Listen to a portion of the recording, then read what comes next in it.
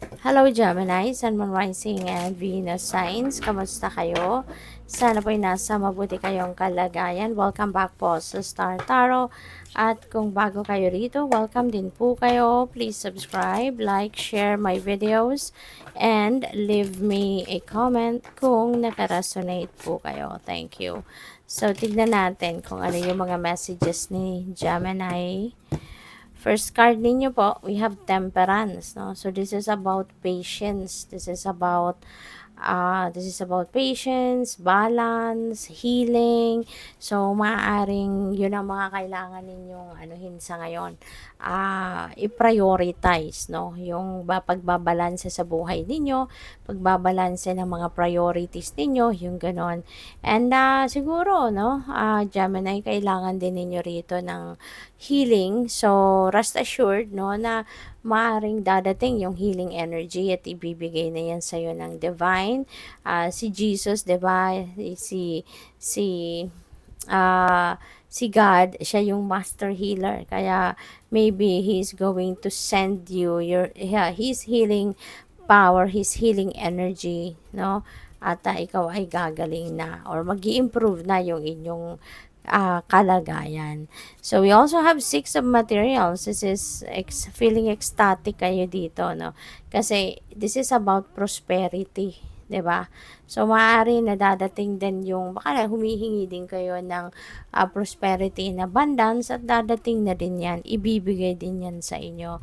Kasi yung Six of Materials din ang promise nito is kung ano yung kailangan ninyo, whatever it is that you need, that will be met as well, 'di ba? Kaya magiging prosperous and abundant kayo if that's what you're asking. So, the sun, so napakaganda. Kasi the sun is very uplifting, very positive, no? Napakaswerte din ito. So, maghahati din ito ng swerte sa buhay ninyo. Magkakaroon kayo rito ng magandang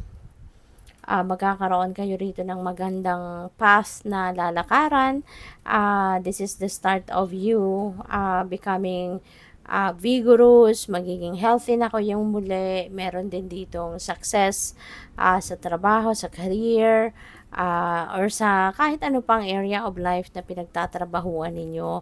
And also enlightenment, no? Magkakaroon din kayo rito ng kalinawan sa inyong isipan, whatever it is na sitwasyon ninyo na kailangan ninyo ng linaw ng isipan, the divine is also going to give that to you para magkaroon kayo ng clear direction na of where you're heading or what you're going to do with your life.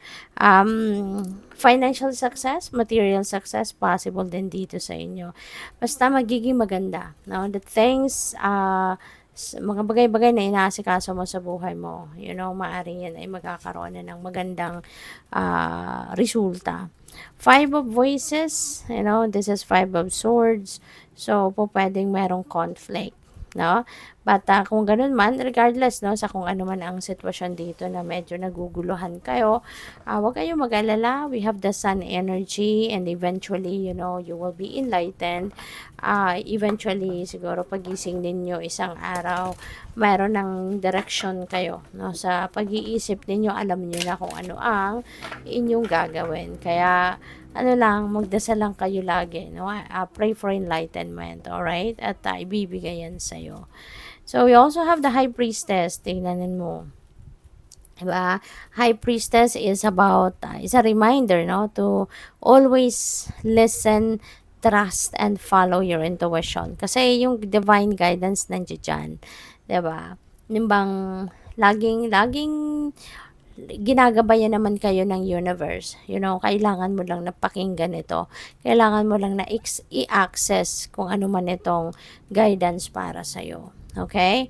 At saka, maari na meron din kayo mga visions na nare-receive. So, that is guidance then from the divine. So, we also have the dog.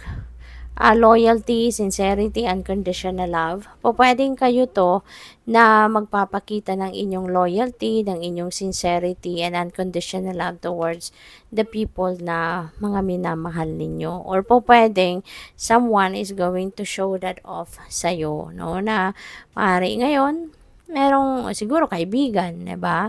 Mapapansin ninyo ang isang kaibigan will be showing off his or her loyalty sa inyo at yung sincerity ng friendship niya para sa iyo, and yung unconditional love, no, of being your friend, or being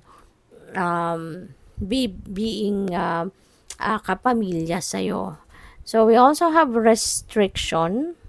Baka ang iba sa inyo restricted, no? Baka meron kayong pwedeng stuck energy din ito, you know.